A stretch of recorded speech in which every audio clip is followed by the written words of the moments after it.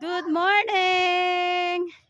Dahil linggo ngayon, nandito tayo ulit sa dagat. Today is a beach day. Tuwing linggo mga lala, ang taas ng dagat, nandun pa sa malayo. Pakuan pa lang, patao, palaki pa lang. Andito na ulit kami tuwing Sunday. Sunday mga lala, dyan, mamaya mag-volleyball tayo ulit. Pampaliit ng, alam mo na. Ayan mga lalabs. Dapat mahalin ang sarili. Bigyan din ng break. Break. Break every week. Magligo tayo mga lalabs ng dagat every week, kahit every Sunday. Dahil nga, pampatanggal ng stress at pampaganda. Ha. And mga lalabs ng dagat, pampatanggal ng radiation. Promise talaga.